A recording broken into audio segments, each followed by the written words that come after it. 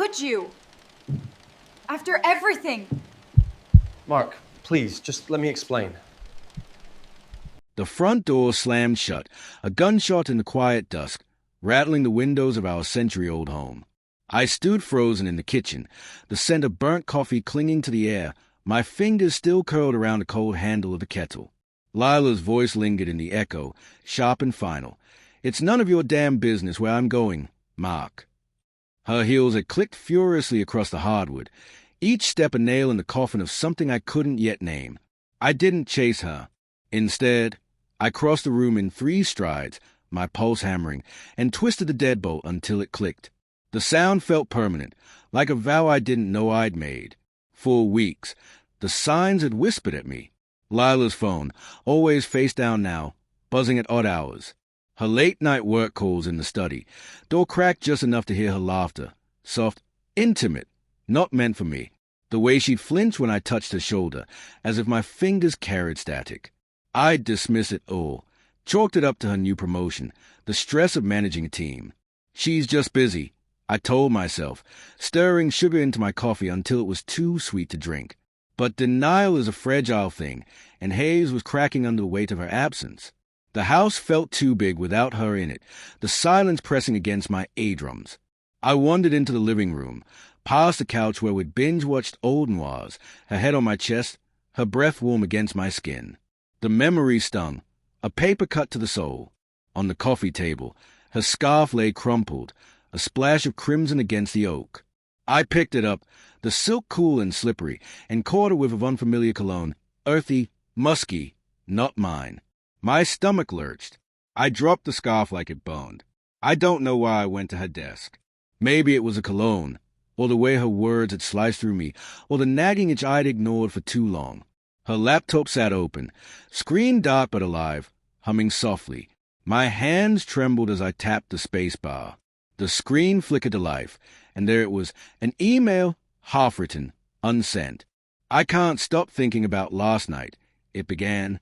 No name, just a string of initials, JP, and a promise to meet again at the Willow Inn, a place we'd never been together. My vision blurred, the words swimming like minnows. I read it again, then a third time, each pass carving deeper into my chest. Who the hell is JP? I whispered to the empty room. The question hung there, unanswered, as a radiator hissed like a conspirator. I scrolled through her inbox, my breath shallow, each click a betrayal of my own. Messages from JP littered her account, brief but loaded. "Miss you already. Same time tomorrow." And then, buried deeper, a photo attachment. I clicked before I could stop myself. A selfie, Lila, her hair loose, her smile unguarded, pressed against a man with sharp cheekbones and eyes that gleamed with something possessive. They were in a car, her car, the one parking our driveway right now. The room tilted. I gripped the desk, the wood grain biting into my palms. My mind raced, stitching together fragments, her late nights, the locked bathroom door, the way she'd stopped saying, "I love you" first. I wanted to scream, to smash something, but all I could do was sit there, drowning in the weight of it. How long? I thought, how long has she been someone else's? I heard the front door rattle, her key scraping in the lock.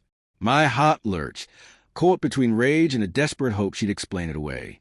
I closed the laptop, my hand steadier now, and stewed as she stepped inside.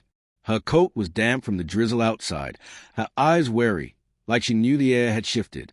"Mark, why'd you lock the door?" Her voice was softer now, testing the waters. I didn't answer right away. I crossed my arms, leaning against the wall, studying her, the woman I'd built a life with, the one whose laugh could unravel me. "Where were you, Lila?" My tone was calm, but it carried an edge, like a blade wrapped in velvet. She sighed, tossing her keys onto the table. "I told you, it's work. You don't need to know every detail." "Wake," I repeated, the word bitter on my tongue. "At the Willow Inn? With JP. Her face froze, just for a second, but it was enough. A crack in her armor, a flicker of guilt before she masked it with defiance. "You went through my emails." Her voice rose, sharp and accusatory, but I heard the tremble beneath it. I didn't have to. I lied, my chest tight. Your scarf smells like him. Who is he? Lila. She opened her mouth, then closed it, her eyes darting to the scarf on the table. The silence was deafening, thicker than the fog outside. It's not what you think, she said finally, but her voice was hollow, like she didn't believe it herself. Then tell me what it is. I snapped, stepping closer. My hands were shaking now, and I hated how much I still wanted to hold her, to pull her back from whoever she'd become. Tell me why you're lying to me, why you're sneaking around, why you're... My voice broke, and I hated that too. Mark, She trailed off, her eyes glistening, but no tears fell. I didn't mean for it to happen. It just did. The confession hit like a punch, stealing my breath. I wanted to ask 1,000 questions. When? Why? How could you? But all that came out was, get out. Her eyes widened, like she hadn't expected it. What? Get out. My voice was low, final, the words scraping my throat raw. I grabbed her coat from the rack and thrust it at her. Take your stuff and go. Mark, please, let's talk about this. There's nothing to talk about. I shouted, my voice echoing off the walls. You made your choice. Now live with it. She stood there, clutching her coat, her face a mix of shock and something else. Regret, maybe, or just a fear of being caught. She didn't fight me. She didn't beg. She just nodded, slow and mechanical, and walked to the door. The click of her heels was softer this time, like a heartbeat fading. I locked the door behind her, the deadbolt sliding home with a finality that echoed in my bones. The house was mine again, but it felt hollow, a shell of what it had been. I sank onto the couch, the scarf still crumpled on the table, the laptop glowing faintly in the corner. My eyes burned, but I didn't cry. Instead, I laughed, a bitter, broken sound, because in the silence, I realized a twist I'd always known.